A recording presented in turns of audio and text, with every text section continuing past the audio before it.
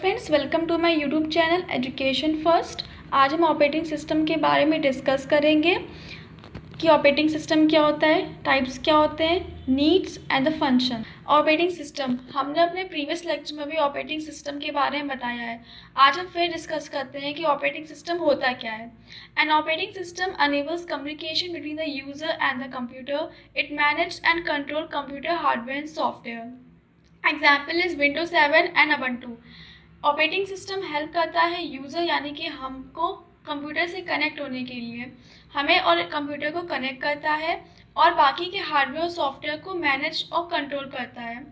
Famous और most common आपका operating system Windows 7 होता है, जो कि हमें घर में देखने को मिलता है और साथ ही साथ हमें स्कूल और कॉलेजेस में भी देखने को मिलता है। मोस्ट रेयरली हम देखते हैं ubuntu, जो कि शायद प्रोफेशनल कोर्स में देखने को हमें मिलता है। नेक्स्ट है हमारा क्लासिफिकेशन ऑपरेटिंग सिस्टम। हमने ऑपरेटिंग सिस्टम को क्लासीफाई किया है दो पार्ट्स में, इस बेसिस पे कि उनका फंक्शन कैसा है।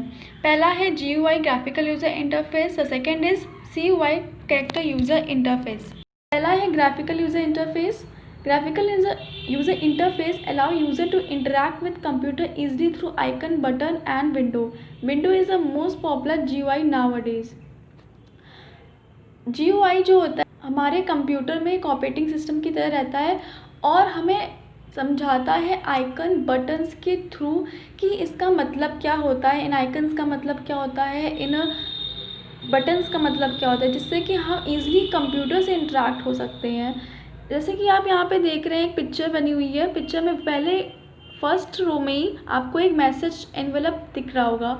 एनवेलप का क्या मतलब होता है कि यहाँ पे हम मैसेज रख सकते हैं। वहीं नीचे अगर हमें पिक्चर देखने को मिलता है तो इसका मतलब ये है कि हमें वहाँ फ़ोटो सेव कर सकते हैं। तो ईज़िली हम किसी भी आइकन को देख के ये समझ लेते हैं कि एक्चुअली उस आइकन का मतलब क्या है, वो वहाँ पे क्या चीज़ ईज़िली स्टोर हो जाएगी बिना किसी और इन्फॉर्मेशन के देखते हुए पिक्चर से ही समझ लेते हैं। आजकल विंडोज 7 सबसे पॉपुलर है और विंडोज 7 में विंडो ही सारे ऑपरेटिंग सिस्टम में हर कंप्यूटर में देखने को मिलते हैं। नेक्स्ट हम देखते हैं CUI character user interface. It allows you to type commands in order to interact with the system. Unix and DOS are the popular CUI.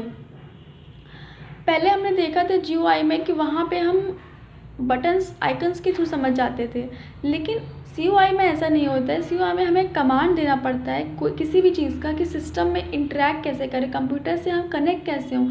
इसके लिए हमें कुछ कमांड्स देने पड़ते हैं जिससे कि कंप्यूटर समझता है कि यूज़र चाहता क्या है और उसे आउटपुट कैसा चाहिए।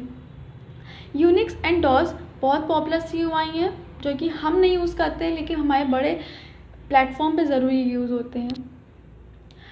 नेक्स्ट हमारा टॉपिक है टाइप्स ऑफ ऑपरेटिंग सिस्टम, कि कितने तरीके के ऑपरेटिंग सिस्टम होते हैं। पहला है सिंगल यूज़र ऑपरेटिंग सिस्टम, दूसरा multi user operating system, multitasking operating system, the next is real time operating system and the last is distributed operating system.